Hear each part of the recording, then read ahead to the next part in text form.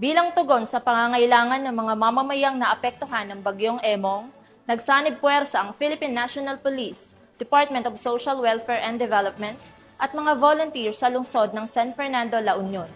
Ibabahagi yan ni Police Master Sergeant Robert Abella Jr.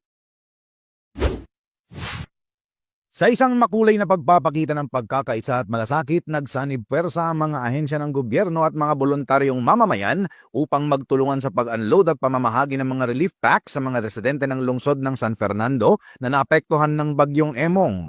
Pinangunahan ng City of San Fernando Police Station sa pamumuno ni Police Lieutenant Colonel Rogelio B. Miedes, Officer in Charge, kasama ang mga police trainees, ang Bureau of Fire Protection, ang mga empleyado ng pamahalaang lungsod ng San Fernando, mga opisyal mula sa Department of Social Welfare and Development, mga lokal na opisyal at iba pang mga volunteer groups ang pagtulong sa pag-unload ng mga relief goods na ibinimigay ng DSWD sa harap ng City Hall.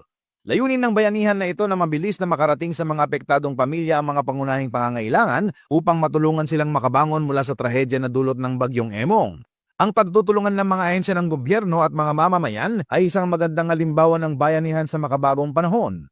Ito ay hindi lamang isang pagsasama-sama ng mga tao sa gitna ng sakuna, kundi isang simbolo rin ng isang mas united at matatag na bansa. Ipinapakita nito ang halaga ng pagtutulungan na sa bawat hakbang ng bawat isa, muling binubuo ang pag-asa at mga pangarap ng mga apektadong pamilya. Sa bawat pagkilos, napapalakas ang bayanihan na magdadala ng mas maliwanag na kinabukasan para sa isang bagong Pilipinas. Mula dito sa Ilocos Region, ako po ang inyong PNN correspondent, Police Master Sergeant Robert Abella Jr., alagad ng batas, tagataguyod ng Balitang Pulis.